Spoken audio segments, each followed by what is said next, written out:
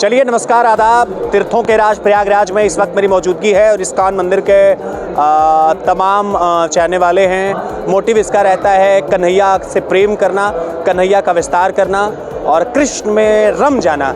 और प्रयागराज में मेरी मौजूदगी थी तो मैं निकल रहा था यहाँ झूसी से, तो मैंने देखा बीच में एक सेक्टर में यहाँ कृष्ण जी के बड़ी बड़ी चित्र उनके लगाए गए, बड़ी बड़ी प्रतिमाएं प्रतीकात्मक रूप से लगी हैं। उसके साथ साथ राधा जी का चित्र है, विष्णु जी का चित्र है और तमाम सारी चीज़ें। और उसके साथ सबसे बड़ी बात कि यहाँ मैं देख रहा हूँ कि हज़ारों हज़ार की संख्या में लोग, लाखों लाख की संख्या में प्रतिदिन यहाँ अन्न ग्रहण कर रहे हैं, प्रतिदिन जलपान कर रहे हैं, प्रतिदिन भोजन कर रहे हैं। ये इतना बड़ा सेटअप देख करके मैं बड़ा आश्चर्यचकित हूँ। और यहीं से गुरुदेव मेरे साथ हैं, बातचीत करने के लिए आइए, उनसे सीधे बात करते हैं। गुरुदेव, क्या नाम पड़ेगा आपका? हरे कृष्णा, मेरा नाम राधा कुंड दास है। मैं इस्कॉन ऋषिकेश से हूँ। यहाँ इस्कॉन कैंप में मेरी सेवा है, उसके लिए मैं आया हूँ। अच्छा, सबसे पहले गुरुदेव ये जानना चाहेंगे इस्कॉन वास्तव में करता क्या है, आप स्वराज के लिसनर्स को ये बताएं। इस्कॉन का मतलब है international society for Krishna consciousness, अंतर्राष्ट्रीय कृष्ण भावनामृत संघ। तो ये कृष्ण भक्ति का प्रचार करते हैं, पूरे दुनिया में ये कृष्ण भक्ति का प्रचार करते हैं। और उसमें होता है, हमारा मेन है कि भगवान की भक्ति करो, भगवान का प्रसाद महाग्रहण करो और महामंत्र बोल के आप अपना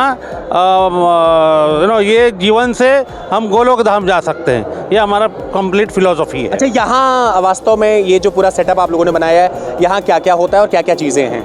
यहाँ पहले अगर आप देखेंगे कि वहाँ हमारी एक यज्ञस्थली बनी हुई है, वहाँ हमारा रोज़ सुबह यज्ञ होता है जो विष्णु भगवान को अर्पण किया जाता है। बाकी हम लोग इसको डायोरामा बोलते हैं, जो अलग अलग झांकियाँ हैं जो बोलते हैं। तो कृष्ण भगवान की या विष्णु की अलग अलग झांकियाँ हैं। इसमें गरुड़ जी, विष्णु भगवान गरुड़ जी पे चलते हैं। आप दिखा सकते हैं कृष्ण जी की? हाँ जरूर, हम चलते हैं। आइए चलते हैं, कृष्ण जी की वो जो झांकी है वो देखने की कोशिश करते हैं कि वास्तव में ये झांकी कैसी बनी और कितना सुंदर ये देख करके लग रहा है। ये तस्वीरें देखिए, ये तस्वीरें अपने आप में बहुत बहुत खूबसूरत और बहुत बेहतरीन है। गुरुदेव, ये जो चित्र है, पहले मैं इसके बारे में जरा आपसे जानना चाहूँगा कि वास्तव में ये देख करके लग रहा है मर्यादा पुरुषोत्तम श्री राम का चित्र है। तो जो अलग अलग वैष्णव के विष्णु के अवतार है उसके बारे में यहाँ बताया गया है। यहाँ जैसे राम बताए गए हैं, ऐसे ही विष्णु आपको गरुड़ जी के ऊपर सवार दिख रहे हैं। और भागवतम में से जो गजेंद्र मोक्ष का आता है, उसमें तो गजेंद्र मोक्ष के बारे में जो एक मगर जो हाथी का पैर पकड़ लेता है, वो जो उनका संघर्ष होता है अपने आपस में, वो कितने बहुत सालों चलता है। दुनिया के कितने देशों में इस्कॉन काम करता है? इस्कॉन का हर एक ऑलमोस्ट 120 के ऊपर देशों में काम करता है। और बाकी हमारे भगवद गीता के ट्रांसलेशन भी 120 लैंग्वेज में हैं। अच्छा, एक बात और मैं जानना चाहूँगा, अभी मैं देख रहा था अंदर बड़े पैमाने पर लंगर चल रहे थे, बड़ी संख्या में श्रद्धालु यहाँ आकर के भोजन कर रहे थे, तो वो जगह आप दिखा सकते हैं अगर संभव हो तो? हाँ जरूर, हम लोग चलते हैं। आइए जरा चलते हैं और देखने की कोई यहाँ अंदर क्या कुछ चल रहा है। आइए जरा अंदर की तरफ चलते हैं। और ये गुरुदेव मेरे साथ हैं अंदर कैसे। गुरुदेव, मैं देख रहा हूँ कि बड़ी संख्या में जो श्रद्धालु हैं, कृष्ण के जो अनुयायी हैं, कृष्ण के जो प्रेमी हैं, वो लगातार भोजन कर रहे हैं। प्रतिदिन वैसे कितने की संख्या में लोग आ जाते होंगे और भोजन बनता कैसे? यहाँ हमारा भोजन हमारे किचन में बनता है। यहाँ कम से कम एक 50-60 हज़ार लोगों का भोजन बनता है। और हमारा एक प्रयाग रेलवे स्टेशन के पास भी एक बड़ा किचन है, वहाँ ऑलमोस्ट 80 हज़ार का, तो टोटली 1.5 लाखों का भोजन बनता है टोटली। कैसे ये संभव हो पाता, बनता कैसे ये कैसे 1.5 लाख लोगों के लिए रोटियां, चावल, सब्जी और तमाम चीज़ें कैसे बन पाती है? तो वहाँ हमारे रोटियों के लिए ऑटोमेटिक मशीन्स है, आटा डाल के उनको रोटियाँ बनती रहेगी। ऐसे ही अलग अलग टाइप के चूल्हे हैं, एक गैस फायर्ड चूल्हा है और एक वुड फायर्ड यानी लकड़ियों का चूल्हा है। तो लकड़ियों के चूल्हा पे हमारा राइस, दाल, गर्म पानी और सब्जियां उबलते हैं। और गैस फायर में हम वो सब्जियों को तड़का देना है वगैरह सब करते हैं। हम लंबे से थोड़ा जाके देख सकते हैं वहाँ।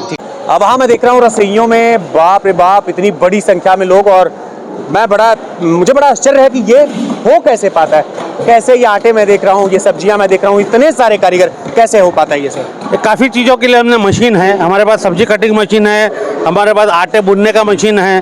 तो वो हिसाब से, और हमारे लोग सेवा करने के लिए आते हैं, तो ये सब संभव इसके लिए हो सकता है।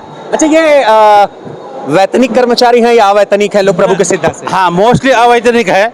कुछ जो वैतनिक रहेंगे, कुक्स वगैरह, वो परिवार चलाने के लिए। लेकिन मोस्टली अगर जो सफ़ेद ड्रेस में है और जो सैफरन ड्रेस में है, ये सब अवैतनिक है। अच्छा, एक चीज़, प्रेरणा कहाँ से मिलती है आप लोगों को? ये जो हमारे श्रील प्रभुपाद जो है, जो फाउंडर आचार्य है कृष्ण भावनामृत संघ के, तो वहाँ से प्रेरणा मिलती है कि उन्होंने जो हमारा कृष्ण भावनामृत न्यूयॉर्क में चालू कर दिया, तो यहाँ उन्होंने खाली जब गए तो केवल 40 रुपये थे उनके पास, और 40 रुपये से, और उनके पास कुछ बुक्स थी, भगवत गीता और श्रीमद् भागवतम का सेट। ये करके उन्होंने काफ़ी 1 साल उधर बहुत मेहनत की, और वहाँ करने के बाद कुछ लोग जुड़े, और उसके बाद ये पूरे दुनिया में वो जाके प्रचार किया उन्होंने, और 11 बार पूरे वर्ल्ड में उन्होंने टूर कर दिया। तो ये 1966 से लेके 1977 तक उन्होंने प्रचार किया। 11 बार वो पूरे दुनिया में वर्ल्ड में घूमे और इसका प्रचार किया। आप कृष्ण के उपासक हैं, राम और कृष्ण में किस प्रकार का अंतर देखते हैं? हाँ, राम और कृष्ण में कोई अंतर नहीं है, ये विष्णु भगवान के ही अवतार है। लेकिन जब ये हम भगवत गीता पढ़ते हैं तो वहाँ श्री भगवान उवाच कहा गया है। तो भगवान उवाच मतलब जो सर्वोत्तम पूर्ण पुरुषोत्तम भगवान है वो कृष्ण भगवान है। तो कृष्ण भगवान से ही बाकी सब, भागवतम में इसका उल्लेख है कि कृष्ण भगवान से ही बाकी सब अवतार आते हैं। अच्छा, ये दिनचर्या लोगों की कैसी रहती है? आप लोगों की दिनचर्या कैसी है? हमारी यहाँ दिनचर्या ऐसी है कि 4:30 बजे मंगल आरती होती है, जो हमारा एक वो टेम्पल हॉल है, वो बता सकता हूँ मैं आपको, जहाँ 4:30 बजे मंगल आरती होती है।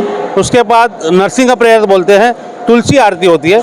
उसके बाद लोग जप करने को बैठते हैं। 7:30 बजे श्रील प्रभुपाद की गुरु पूजा होती है। उसके बाद 1 घंटे के लिए श्रीमद् भागवतम क्लास होता है। तो 9 बजे तक, 4:30 से लेकर 9 बजे तक हम बिजी होते हैं। अच्छा, ये सब जो है। मथुरा तो कृष्ण जी का अपना नगर है। हाँ। मथुरा में क्या कुछ रहता है इस्कॉन को लेकर के? इस्कॉन में हमारा वृंदावन में कृष्ण बलराम मंदिर है, तो वो बहुत बड़ा मंदिर है, उसको अंग्रेज मंदिर कहा जाता है वहाँ। तो बहुत सारे श्रद्धालु आते हैं और अलग अलग त्यौहार वहाँ मनाए जाते हैं। और ये साल कृष्ण बलराम मंदिर का 50वीं वर्षगांठ है, तो वहाँ और बहुत भीड़ होगी। रामनवमी के दिन हम लोग मनाएंगे वो 50वीं। भगवान में इतना, कृष्ण में इतना खो जाते हैं कि फिर परिवार में जाने का मन करता है कि नहीं करता? क्या कुछ लगता है, परिवार से विरक्ति हो जाती है या क्या रहता है? तो ऐसे अपने इंडिविजुअल के ऊपर है, वो जो अपने आप को समर्पित करना चाहते हैं उनके लिए भी फैसिलिटी है, और वो पूर्ण समर्पण नहीं, लेकिन अपने फैमिली के साथ भी वो अपना कृष्ण भावनामृत प्रैक्टिस कर सकते हैं वो। अच्छा, आपने देखा कि मेरे साथ गुरुदेव से बातचीत करने के लिए, और कैसे इस्कॉन काम करता है, इस्कॉन का दुनिया में कितना विस्तार है, इसके बारे में इन्होंने डिटेल में बताया। और ये भगोने देख करके, ये लोग कारीगरों की संख्या देख करके, ये श्रद्धालुओं की संख्या देख करके मैं बहुत आश्चर्यचकित हूँ। गाँवों से रहने वाले, कस्बों से रहने वाले हम लोग, एक 200 लोगों का कार्यक्रम होता है, 100 लोगों का कार्यक्रम होता है, तो पसीने छूट जाते हैं। लेकिन यहाँ 2 अलग अलग स्थानों पर 1.5 लाख से ज़्यादा श्रद्धालु, हिंदू धर्म में आस्था रखने वाले लोग भोजन करते हैं और मर्यादा पुरुषोत्तम श्री राम में, कन्हैया के प्रेम में खो जाते हैं। बहुत सारी शुभकामनाएं स्वराज समाचार देता है यहाँ इस्कॉन के तमाम लोगों को इतना पुनीत कार्य करने के लिए। नमस्कार।